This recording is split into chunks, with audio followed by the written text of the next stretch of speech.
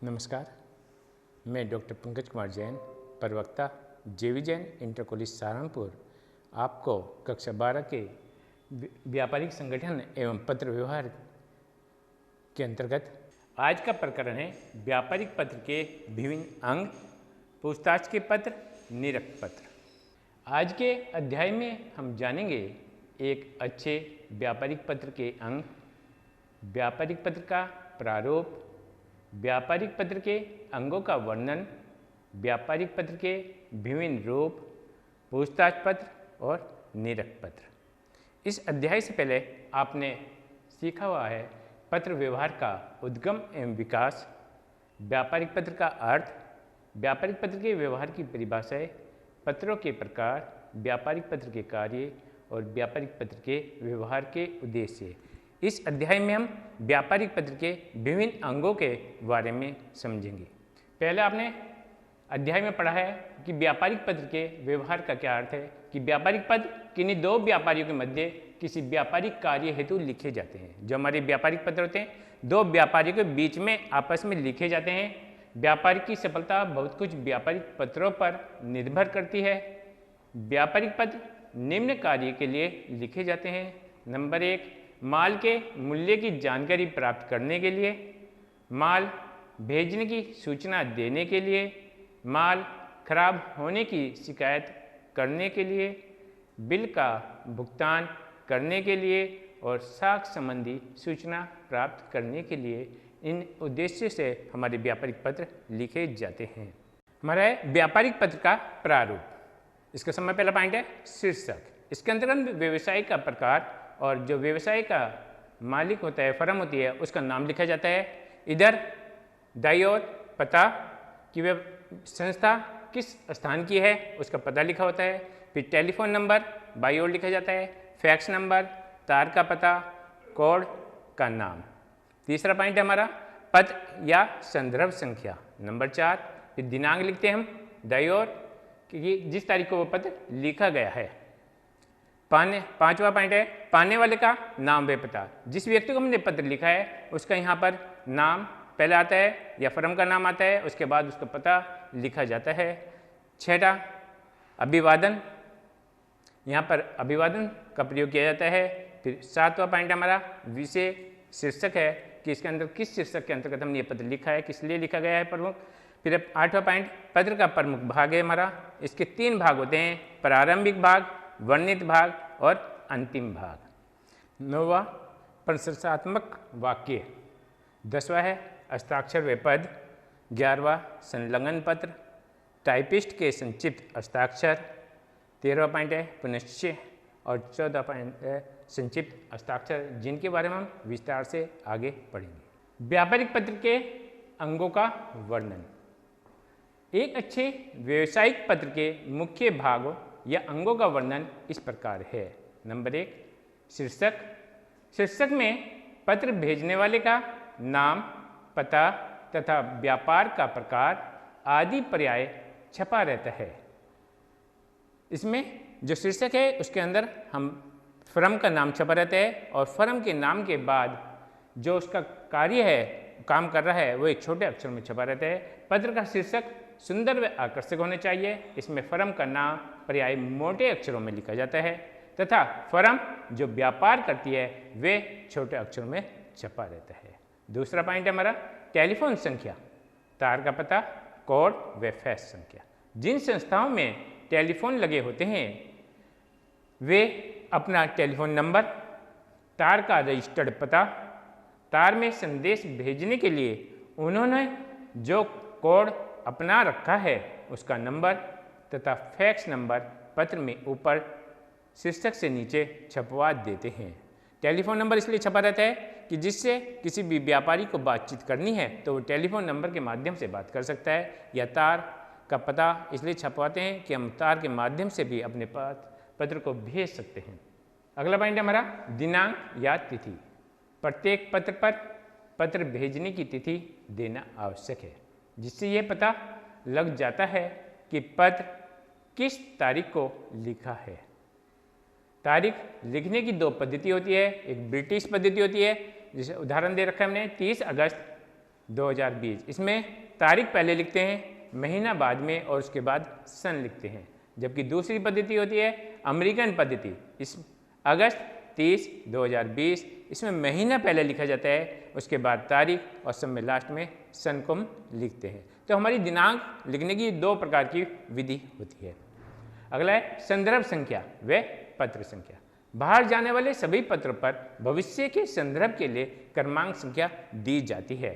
कि क्रमांक संख्या इसलिए दी जाती है जिससे हमें ये पता रहे कि वो कौन से नंबर का हमारा पत्र था। जैसे संदर्भ संख्या है 124/2020 या पत्र संख्या हमने दे रखी है उदाहरण के तौर पर 430/विक्रय/2020। इस प्रकार ये दोनों चीज़ें लिखी जा सकती है, संदर्भ संख्या या पत्र संख्या। इसी के अंतर्गत हम अगले पॉइंट की ओर जाते हैं कि इसमें है पाने वाले का नाम और पता। पत्र में पाने वाले का नाम और पता बाईं ओर शीर्षक के नीचे लेकिन अभिवादन के ऊपर लिखा जाता है। पत्र में पता लिखने के 2 ढंग प्रचलित है। नंबर 1 अंग्रेजी ढंग और दूसरा है अमेरिकन ढंग। अंग्रेजी ढंग के अंतर्गत हम जैसे किसी फर्म का हमने पहले नाम लिखा राम एंड सन्स, फिर थोड़े से स्पेस देके फिर उसका एड्रेस लिखा जाता है। जबकि अमेरिकन ढंग के अंतर्गत हम सभी चीज़ों को एक सीध में लिखते हैं कि पहले फर्म का नाम लिख दिया, उसी के ठीक नीचे उसका पता उसी सीध में एक शुरू में लिखा जाता है। अभिवादन। पत्रों की वार्ता आरंभ करने से पूर्व कुछ शिष्टाचार एवं आदर सूचक शब्द प्रयोग में लाए जाते हैं, जैसे महोदय, आदरणीय। अगर कोई महिला है तो उसके लिए महोदया शब्द का प्रयोग किया जाता है। फिर है विशेष शीर्षक। कुछ व्यावसायिक संस्थाएं अभिवादन के बाद संक्षिप्त विषय पत्र के मध्य भाग में दे देती है, इसे ही विशेष शीर्षक कहते हैं। जैसे विशेष शीर्षक के अंदर लिखते हैं कि कोई पूछताछ का पत्र है तो पूछताछ संबंधी पत्र, आदेश पत्र है तो आदेश संबंधी पत्र, कोई पूछताछ के पत्र का उत्तर है तो पूछताछ के पत्र से संबंधित पत्र, शिकायती पत्र है तो शिकायती पत्र आदि शब्द लिख देते हैं, जिससे उन्हें फाइलिंग करने में या उन्हें ढूंढने में हमें आसानी रहती है।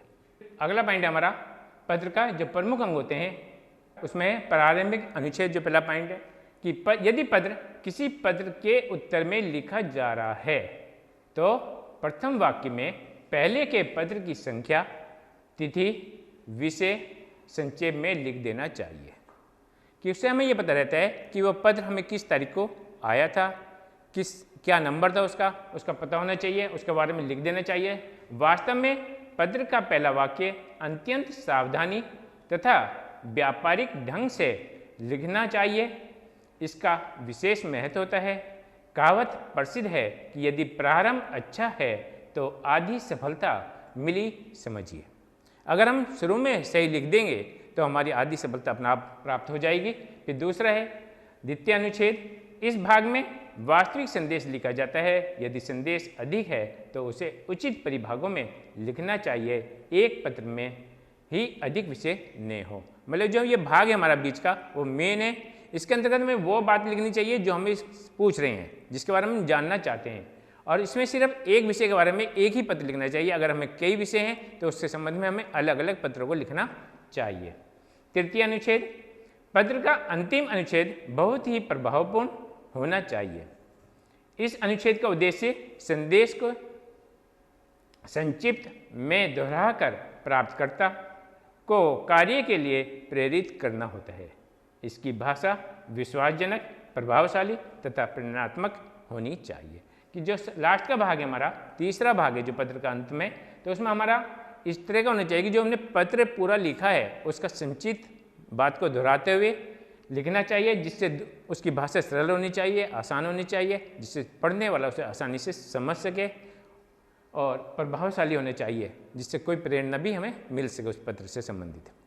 प्रशंसात्मक वाक्य। जिस तरह जब हम किसी से बातचीत करते हैं और बातचीत समाप्त हो जाने पर आपस में चलते समय विदा लेते हुए नमस्कार, जय जिनेन्द्र आदि शब्दों का उपयोग करते हैं, उसी तरह पत्र में भी पत्र का विषय समाप्त होने पर शिष्टाचार के नाते कुछ शब्द लिखे जाते हैं जो पत्र लिखने और प्राप्त करने वालों की आपस में घनिष्ठता को प्रदर्शित करते हैं। अगला पॉइंट है हमारा हस्ताक्षर व पद। पद के प्रशंसात्मक अंत के नीचे ही हस्ताक्षर का स्थान होता है। हस्ताक्षर सदैव एक से ही होने चाहिए। उसमें यह नहीं कि जो हमारे हस्ताक्षर है कि हर एक पत्र के लिए अलग अलग हो। एक ही व्यक्ति के एक जैसे हस्ताक्षर पत्र में होने चाहिए, एक जैसे पत्र के लिए। अगर हमने 2 पत्र एक जैसे लिख रखे हैं तो उन पर साइन एक जैसे होने चाहिए। अगला है संलग्न पत्र। जब पत्र के साथ कुछ प्रलेख भी भेजे जा रहे हैं तब उनकी संख्या व प्रकृति का उल्लेख भी पत्र में बाईं ओर किया जाना चाहिए। अगर पत्र के साथ हम कोई चेक, ड्राफ्ट या और कोई मूल्य सूची वगैरह साथ में भेज रहे हैं तो उसे भी बाईं ओर उनका संख्या लिख देनी चाहिए कि हमने क्या चीज़ भेज रही है। अगर चेक भेज रहे हैं तो बैंक का नाम, चेक संख्या, दिनांक और अमाउंट ये लिख देना चाहिए। अगर कोई ड्राफ्ट भेज रहे हैं वो भी इसी प्रकार से लिखना चाहिए। अब मूल्य सूची है तो मूल्य संलग्न में नंबर 1 मूल्य सूची। अगर और कोई है तो वो उनकी संख्या में लिख देनी चाहिए कौन कौन सी चीज़ें हमने इनके साथ पत्र के साथ भेजी। टाइपिस्ट के संक्षिप्त हस्ताक्षर। बड़ी संस्थाओं में अधिकारी व पत्र टाइप करने वाले कई व्यक्ति होते हैं। पत्र के बाईं ओर दोनों के संक्षिप्त नाम टाइप कर दिए जाते हैं। मतलब जो बड़ी बड़ी कंपनियां हैं या बड़ी बड़ी संस्थाएं हैं उसमें टाइप करने वाले व्यक्ति अलग होते हैं, उनके अधिकारी अलग होते हैं। तो लास्ट में हमें उनके दोनों के हस्ताक्षर होने चाहिए संक्षिप्त रूप में। जैसे कोई मनोज चावला है तो उसका हमने संक्षिप्त नाम लिख दिया है मैं चा।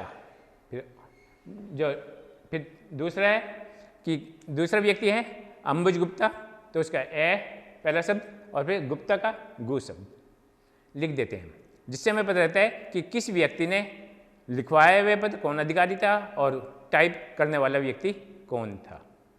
पुनश्च अगला पॉइंट है हमारा, कभी कभी जब पत्र लिख जाने के बाद कोई जरूरी बात लिखने से रह जाती है तो उस पत्र को दोबारा न लिखकर अंत में पुनश्च शब्द लिखकर उसे लिख देते हैं। परंतु पुनश्च शब्द का प्रयोग अधिकांश नहीं करना चाहिए क्योंकि ये सही नहीं लगता है। अगर हम इसे का प्रयोग करते हैं तो दूसरा देखने वाला व्यक्ति समझता है कि ये ठीक नहीं है कार्य किया ने, तो इसलिए इसका प्रयोग मजबूरी में करना चाहिए। इसका प्रयोग बहुत कम करना चाहिए। जैसे हमारा कोई सेंट रह गया है तो लिख देते हैं कि आपके खाते के अनुसार, पुनश्च शब्द लिखकर इसमें लिखते हैं कि आपके खाते के अनुसार 2500 रुपये आपकी तरफ निकलते हैं तो उनका सिर्फ भुगतान करने का कष्ट करें। इस प्रकार का वाक्य इसमें हम लिखते हैं। फिर लास्ट में संक्षिप्त हस्ताक्षर। पुनश्च में जो भी समाचार लिखा गया है उसके नीचे उस प्रमाणित करने के लिए पत्र के लेखक को संक्षिप्त हस्ताक्षर अवश्य करने चाहिए। मतलब जो हमने पुनश्च शब्द लिखा है उसके अंदर जो हमने वाक्य लिखा है उस वाक्य को प्रमाणित करने के लिए जिस व्यक्ति ने उसे लिखा है उसके हस्ताक्षर होने जरूरी है, अन्यथा लिखा हुआ प्रमाणित नहीं माना जाएगा। तो जो शब्द हमने लास्ट का सेंटेंस पुनश्च में लिखा है वो तभी प्रमाणित माना जाएगा जब उसके हस्ताक्षर होंगे। अगर वह हस्ताक्षर नहीं है तो वो वैलिड या प्रमाणित नहीं माना जाएगा। आगे बढ़ते हैं हम व्यापारिक पत्रों के विभिन्न रूप। आपने पहले भी पढ़े होंगे कि व्यापारिक पत्र हमारे अनेक प्रकार के होते हैं। कुछ पूछताछ के पत्र, निरस्त पत्र, सरकारी पत्र, शिकायती पत्र, आदेश पत्र के बारे में। परंतु यहाँ पर इसके हमारे विभिन्न रूप हैं कि व्यापारिक पत्रों के विभिन्न रूप इस प्रकार थे कि पूछताछ पत्र, निरस्त पत्र, आदेश या माल प्राप्ति के स्वीकृत पत्र भी हम इसे कह सकते हैं, दोषयुक्त माल प्राप्ति के संबंध में शिकायती पत्र या दावा संबंधी पत्र, संदर्भ संबंधी पत्र या वे उनके उत्तर। भुगतान प्राप्त करने के लिए पत्र लिखे जाते हैं या अनुगमन पत्र, परिपत्र अथवा गस्ती पत्र, परिचय पत्र एवं साख पत्र, एजेंसी के लिए पत्र, बैंक संबंधी पत्र, बीमा संबंधी पत्र और अन्य पत्र। ये इस प्रकार से हमारे अनेक प्रकार के पत्र व्यापार के अंतर्गत लिखे जाते हैं। पूछताछ का पत्र, अगर हमें किसी व्यापारी से किसी चीज़ की जानकारी प्राप्त करनी है तो हमें पूछताछ पत्र लिखना पड़ता है। पूछताछ के पत्र के उत्तर में जिससे हमने जानकारी प्राप्त की है वो व्यापारी उसका उत्तर देता है तो उसे हम निरस्त पत्र के रूप में लिखते हैं। अगर हमारे माल के संबंध में कोई शिकायत है तो उसके संबंध में हमें शिकायती पत्र लिखना पड़ता है। अगर हमने दावा बीमा कंपनी वगैरह के संबंध में अगर हमारा माल कोई नष्ट हो जाता है या चोरी हो जाता है तो उसके संबंध में हम बीमा कंपनी को दावा प्रस्तुत करने के लिए पत्र लिखते हैं। फिर संदर्भ संबंधी पत्र कि अगर किसी व्यक्ति का संदर्भ देना हो, दूसरे के बारे में जानकारी प्राप्त करनी हो तो हमें संदर्भ संबंधी पत्र को लिखना पड़ता है, उसका उत्तर देना पड़ता है। भुगतान प्राप्त करने के लिए पत्र, कुछ पत्र हमें भुगतान प्राप्त करने के लिए भी लिखने पड़ते हैं जिसे हम तगादे पत्र भी कहते हैं। उसके अंतर्गत हम व्यक्ति को तगादा करना पड़ता है, उसके लिए पत्र लिखता है वह, जिससे उसका भुगतान आसानी से जल्दी से प्राप्त हो सके। अनुगमन पत्र भी लिखे जाते हैं, परिपत्र अथवा गस्ती पत्र लिखे जाते हैं। एक जैसे पत्र को अनेक व्यक्ति के पास भेजना जो पढ़ते हैं उन्हें हम गस्ती पत्र कहते हैं। परिचय पत्र एवं साख पत्र कि व्यक्ति को अपना परिचय देने के लिए भी परिचय पत्र लिखा जाता है, साख पत्र लिखा जाता है। एजेंसी के लिए पत्र, अगर हमें कोई एजेंसी लेनी है तो उसके संबंध में हम एजेंसी के संबंध में हम पत्र लिखते हैं, एजेंसी लेने के लिए पत्र लिखते हैं। बैंक संबंधी पत्र, ये बैंकों के लिए लिखा जाता है। इसमें हम व्यापारी या ग्राहक बैंकों से जानकारी प्राप्त करने के लिए बैंक संबंधी पत्रों का प्रयोग करता है। बीमा संबंधी प्रयोग पत्र, ग्राहक या व्यापारी वर्ग बीमा संबंधी पत्र बीमा कंपनियों को लिखते हैं। पूछताछ के पत्र, जब कोई एक व्यापारी किसी दूसरे व्यापारी से कुछ माल क्रय करना चाहता है तब वह माल को क्रय करने से पूर्व माल की किस्म, मात्रा, मूल्य, उपलब्धता, कटौती की दर, साख की अवधि, भुगतान की शर्तें आदि की जानकारी प्राप्त करने के लिए जो पत्र व्यवहार किए जाते हैं तो इस प्रकार के पत्र को पूछताछ के पत्र कहते हैं। पूछताछ पत्र लिखते समय ध्यान रखने योग्य बातें इस प्रकार से है। पहला है वस्तु की मात्रा, जब माल को वर्तमान या निकट भविष्य के लिए मंगवाया जाता है तो उसकी मात्रा संकेत पत्र लिखते समय बता देनी चाहिए। हमें कितनी मात्रा में कौन सा माल मंगाना है उसका संकेत देते हुए बतानी चाहिए उस पत्र के अंतर्गत। नमूना मंगाना, यदि व्यापारी को आवश्यकता हो तो वह माल के मूल्य के साथ उस वस्तु का नमूना भी मंगवा सकता है। अगर उसे आवश्यकता है तो वो नमूने के लिए भी उसमें लिख सकता है कि इसका थोड़ा सा नमूना हमारे पास सैंपल के रूप में भेज दीजिए पत्र के साथ। मूल्य व बिक्री की शर्तों की मांग, व्यापारी द्वारा पत्र लिखते समय पत्र में माल के न्यूनतम मूल्य, कमीशन की दर व भुगतान की शर्तों के बारे में जानकारी अवश्य मंगा लेनी चाहिए। कि पहले ही पत्र में खुलवा लेना चाहिए कि हमारी उनकी शर्तें क्या हैं, क्या इस दर से वे माल हमारे पास भेजेंगे, वे भुगतान किस प्रकार प्राप्त करना चाहते हैं, उसकी जानकारी हमें पहले ही इस पत्र के माध्यम से मंगा लेनी चाहिए। फिर है विशिष्ट उद्देश्य का उल्लेख, व्यापारी द्वारा यदि माल किसी विशिष्ट उद्देश्य के लिए खरीदा जा रहा है तो उसकी जानकारी भी पत्र में दे देनी चाहिए। उदाहरण के तौर पर हमारा पूछताछ का पत्र, ओम प्रकाश प्रेम प्रकाश जो फर्म का नाम है हमारा, कपड़े के वे व्यापारी हैं, कपड़े के व्यापारी, पता दे रखा है उन्होंने सदर बाजार बदायूं, दिनांक 16 फरवरी 2011, टेलीफोन नंबर 27244742 अर्थात तार व्यापारी जो उन्होंने रजिस्टर्ड करा रखा अपना, संदर्भ संख्या दे रखी है पे 2792/2011। किसे पत्र लिखा हमने, सर्वश्री रमेश चंद हरेशचंद, कपड़े के आड़तियों, निकट बस अड्डा कासगंज। तो बदायूं से पत्र लिखा गया है कासगंज के लिए। विषय माल के संबंध में पूछताछ। प्रिय महोदय, आपको यह जानकर प्रसन्नता होगी कि हम बदायूं के मुख्य बाजार में कपड़े का फुटकर व्यापार पिछले 20 वर्षों से करते आ रहे हैं। अब हम इस व्यापार का विस्तार करना चाहते हैं जिसमें आपके सहयोग की अपेक्षा करते हैं। कृपया निम्न वस्तुओं की उपलब्धता, उनके न्यूनतम मूल्य, व्यापारिक शर्तें, डिलीवरी का समय व भुगतान की पद्धति आदि के संबंध में लिखने का कष्ट करें। जिसके ब्यौरा, जो सामान हमने मंगाना है उसका ब्यौरा इस प्रकार से है। फिर पत्रोत्तर की प्रतीक्षा में भविद्य वास्ते ओम प्रकाश प्रेम प्रकाश, ओम प्रकाश साझेदार। क्योंकि साझेदारी इसलिए लिखा है क्योंकि दो व्यक्तियों ने मिलकर ये फर्म खोल रखी है, ओम प्रकाश और प्रेम प्रकाश, दो पार्टनर हैं, तो इसलिए लास्ट में साझेदारी शब्द का प्रयोग किया गया। अगला पत्र है हमारा निरक्त पत्र। पूछताछ के पत्र के बाद जो पत्र लिखा जाता है उसे निरक्त पत्र कहते हैं। निरक्त पत्र की स्वीकृति पत्र भी माना जाता है। निरक्त पत्र लिखते समय ध्यान रखने योग्य बातें इस प्रकार हैं, स्पष्टता एवं पूर्णता। व्यापारी के द्वारा जो निरक्त पत्र लिखा जा रहा है उसमें वस्तु का मूल्य, व्यापार की शर्तें, वस्तु की मात्रा, किस्म, पैकिंग आदि के संबंध में पूर्ण जानकारी होनी चाहिए। विनम्रता, व्यापारी द्वारा लिखे जाने वाले निरक पत्र की भाषा सरल व विनोद होनी चाहिए जिससे ग्राहक पर उचित प्रभाव डाला जा सके। सावधानीपूर्वक लिखना, निरक पत्र लिखने में पूर्ण सावधानी रखनी चाहिए। ऐसे पत्रों में वस्तु की मात्रा, मूल्य व शर्तों का उल्लेख कर देना चाहिए जिससे ग्राहक को असुविधा न हो। जो पत्र हमने पूछताछ के संबंध में पहले लिखा था उसके उत्तर में निरक पत्र लिखा गया है कि रमेश चंद हरीशचंद कपड़े के आड़ती, निकट बस अड्डा कासगंज, दिनांक 28 फरवरी 2011, टेलीफोन नंबर 23433930, तार ललित जो रजिस्टर्ड है, संदर्भ संख्या दे रखी है 379/2011। सर्वश्री ओम प्रकाश प्रेम प्रकाश, कपड़े के व्यापारी, सदर बाजार, बदायूं। पूछताछ के पत्र का उत्तर, जो पूछताछ का पत्र पूछा गया था उसके संबंध में ये उत्तर है कि प्रिय महोदय, आपके पत्र संख्या नंबर 2792/2011 दिनांक 16 फरवरी 2011 के संदर्भ में आपने जिस माल के संबंध में जानकारी चाहिए है वो इस प्रकार से है, जिसके ब्यौरे हमने दे रखा है कि कौन सी चीज़ कितने रुपये प्रति थान या प्रति मीटर के हिसाब से है, वो उसका वर्णन दे रखा है। इसमें हम आपको उपयुक्त माल पर 10% की छूट देंगे तथा माल का आदेश प्राप्त होने के 1 सप्ताह के भीतर माल आर्यावर्त ट्रांसपोर्ट के माध्यम से भेज देंगे। आदेश के साथ 1000 रुपये अग्रिम राशि अवश्य भेजें। बिल्टी बैंक ऑफ इंडिया के माध्यम से भेजी जाएगी।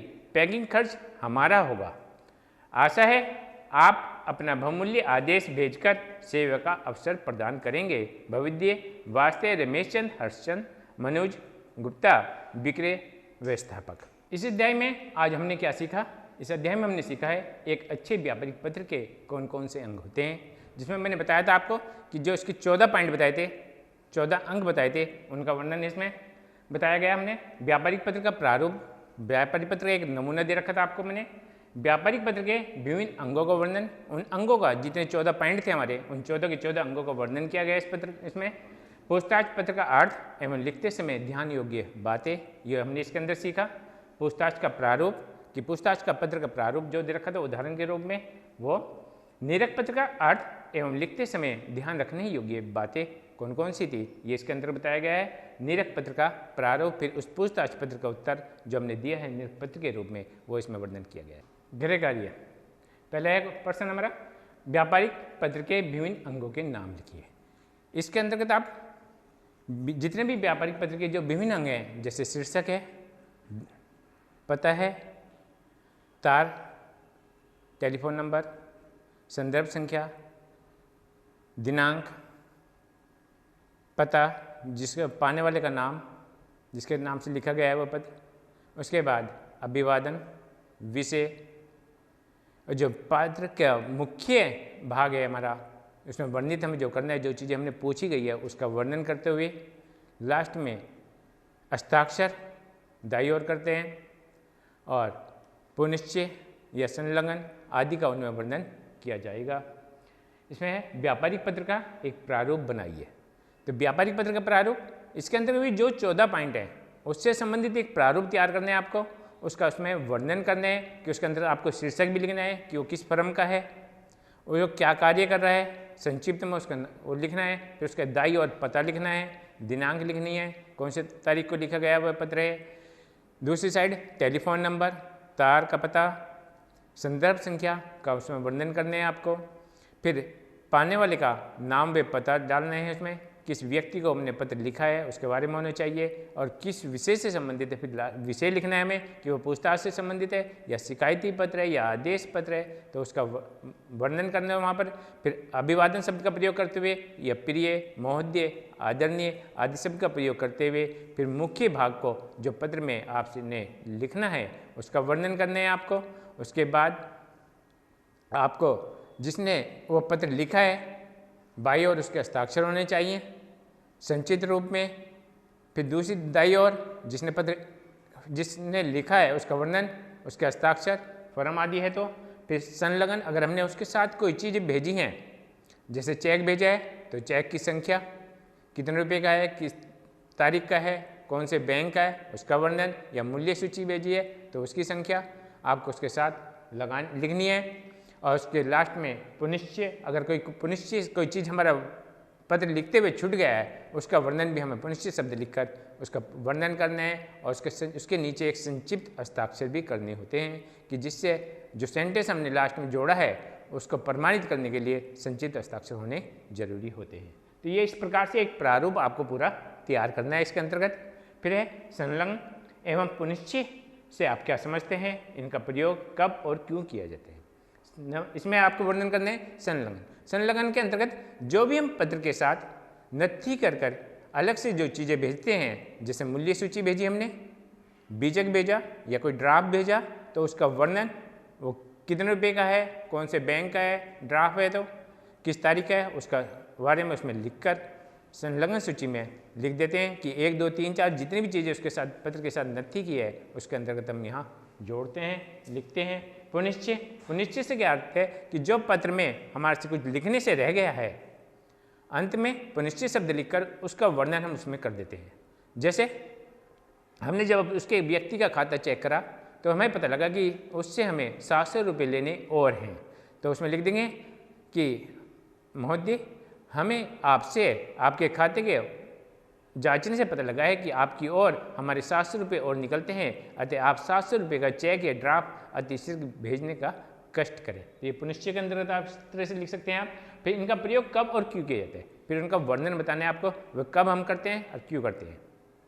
अगला है पूछताछ के पत्र से आप क्या समझते हैं, इसे लिखते समय आप कौन कौन सी सावधानी बरतेंगे। पूछताछ पत्र के अंतर्गत आपको लिखना है कि हम पूछताछ का पत्र क्या होता है। पूछताछ का पत्र होता है कि एक व्यापारी द्वारा दूसरे व्यापारी से किसी माल की सूची मंगाने के संबंध में पत्र लिखा हो, या माल के मूल्य या उसकी शर्तें, किस किस्म का है वह माल, गुण है उसमें क्या क्या गुण है, उस सब का वर्णन इसके अंतर्गत हम लिखते हैं। पूछताछ पत्र कहते हैं उसे हम, जो इसके बारे में लिखते हैं। और उसमें हमें लिखते समय हम कौन कौन सी सावधानियाँ बरतनी चाहिए कि पूछताछ पत्र बड़े ही सावधानी के पूर्वक हमें लिखना चाहिए। जो मैंने आपको पॉइंट इसमें समझाए थे उन पॉइंटों का यहाँ पर आपको वर्णन करना है। निरीक्षक पत्र से आप क्या, निरीक्षक पत्र से क्या आशय है, इसे लिखते समय आप कौन कौन सी सावधानियाँ बरतें। पूछताछ के पत्र के उत्तर में जो पत्र लिखे जाते हैं वो निरीक्षक पत्र या पूछताछ के उत्तर के पत्र कहलाते हैं। इसे लिखते समय हमें वर्णन करना है कि हम जो ऐसे किसने आपसे आदेश मांगा है, आदेश के लिए पत्र लिखा है, कोई चीज़ मंगाने के लिए पत्र लिखा है, तो उसकी जानकारी देते हुए कि अगर मूल्य सूची मांगी है तो मूल्य सूची का वर्णन करते हुए कि किस वस्तु का मूल्य क्या है उसको लिखते हैं इसके पत्र के अंतर्गत हम। या किसी ने आदेश दिया है तो उससे संबंधित लिखते हैं कि किसी भी पत्र का जो पत्र हमारे पास व्यापारी के पास आए हैं, पूछताछ करने के लिए आए हैं, उसके संबंध में जो हम उत्तर दे रहे हैं उसका हम निरीक्षक पत्र कहते हैं। इसे लिखते समय आप कौन कौन सी सावधानियाँ बरतेंगे, इन्हें लिखते समय हमें ये ध्यान रखना है कि हमारी भाषा उत्तर जब हम देते हैं तो भाषा ऐसी होनी चाहिए जो दूसरे के ऊपर प्रभाव डाल सके, जिससे वह हमें उचित आदेश वगैरह दे सके। अपने एक क्वेश्चन और है कि अपने नगर के प्रसिद्ध मेडिकल स्टोर की ओर से दिल्ली के एक प्रसिद्ध औषधि वितरक को पूछताछ का पत्र लिखिए, विवरण तथा नाम अपनी ओर से दीजिए।